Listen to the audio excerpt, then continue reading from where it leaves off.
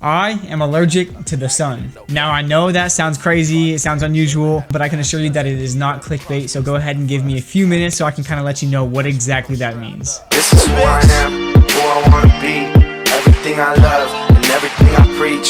This is who I am. What is up, everybody? My name is Jesse, and today I am telling you about my allergy to the sun. Now, I know that sounds crazy, that sounds wild. I know a lot of people, when they first hear it, they don't necessarily believe it. I can tell you throughout my entire life, when I tell people that I am allergic to the sun, they never believe me. So what's the first thing I do? Call my mom. She answers and she's like, hello. I say, Mom, what am I allergic to? She goes, the sun.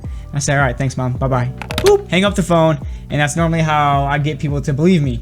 So basically, what is it called? I'm gonna go ahead and read off the name to you. I butcher it about 100% of the time. It's gonna be called I already messed up. Erythropoietic protoporphyria. I call it EPP for short, or I just say that I'm allergic to the sun. But basically, I'm gonna go ahead and read off what it says here on the internet. That way you can kind of get an idea. Even this description though is a little confusing, so I'll go ahead and explain it a little bit more for you. But what it says is erythropoietic protoporphyria is a form of porphyria which varies in severity and can be very painful. It arises from a deficiency in the enzyme ferrochelatase.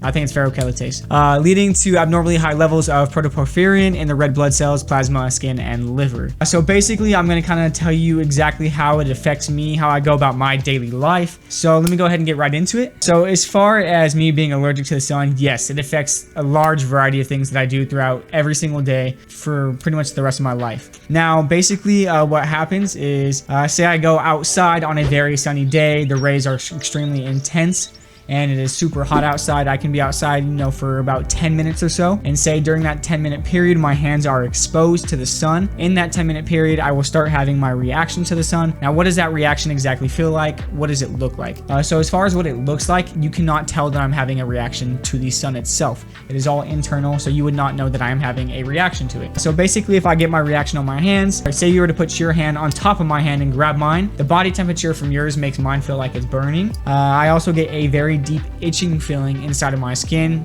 and I cannot satisfy that itch by itching it. I try and itch, but I can never really reach it, if that makes sense. So basically, if I have my reaction to the sun, I will typically stay indoors like a vampire for a couple of days while it calms down and I'm kind of good to go back outside again. Now, that means I am more of a night owl. I like doing things at night, but in high school, that actually did not stop me from playing sports. I played lacrosse when I was in high school. I also played baseball when I was younger. I would typically just cover up as much as I could, wearing long sleeves, like legging type stuff, like Nike tights, whatever, to keep my legs covered. Most of the time, I would still get the reactions on my face itself because I could never really cover that. But I try not to let this stop me from doing what I like to do and what I enjoy. It definitely is a limitation for sure, though. I believe in the world there are about 5,000 to 10,000 cases of this. Some more severe than mine, some maybe even more mild in my case. I do believe that my case is more mild. There are some people, who can't go outside at all. They can't sit under certain lights in their house or at school,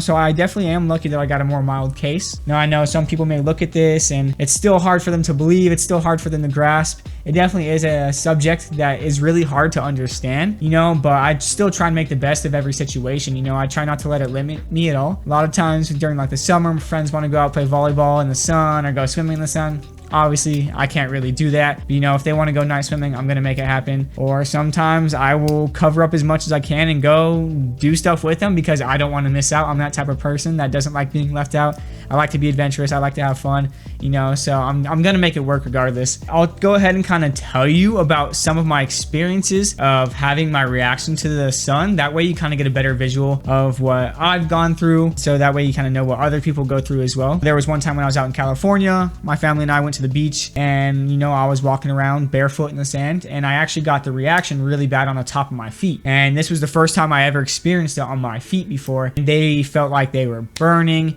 There was deep itching feeling. So they took me back to the car, and literally as soon as we get in the car, we blast the air conditioner, and I had to sit with my feet by the air conditioner.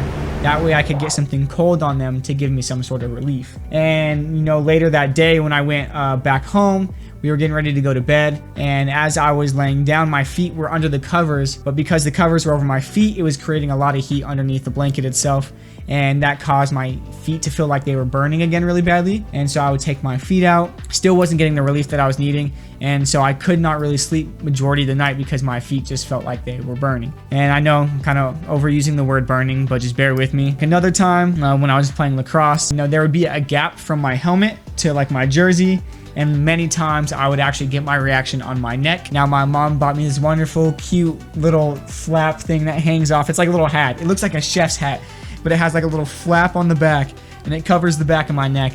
And it was great, but I hated using it because I looked like a dork, and it's always style over function. I hated wearing it, so I never wore it. So I always got my reaction on the back of my neck. After like the game ended or something, I would get like a cold drink, rest it on the back of my neck to give me some sort of relief. Now, another thing that I did not mention earlier is that when I have my reaction to the sun, say I've been out in the sun too long, I start having my reaction, I go into the shade, that doesn't bring me instant relief. If it's really hot outside and I've already had my reaction, the heat itself is going to make it feel like it's burning. It's going to make it worse. So, it is not just the rays itself.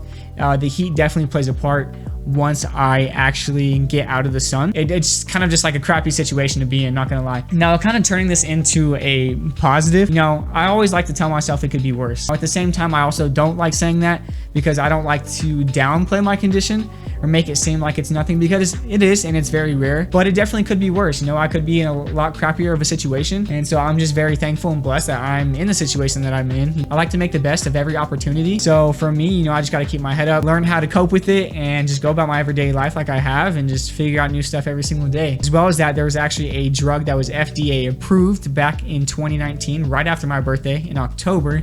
And basically what it is, it's an implant that you get in your body, or I think it's your arm. Basically what it is, it's like you not being allergic to the sun for 2 months. Now, hopefully sometime in the near future, or just in the future in general, I can go ahead and get the chance to try it out, just to kind of see what it's like to just be out in the sun and not have to worry about getting that feeling.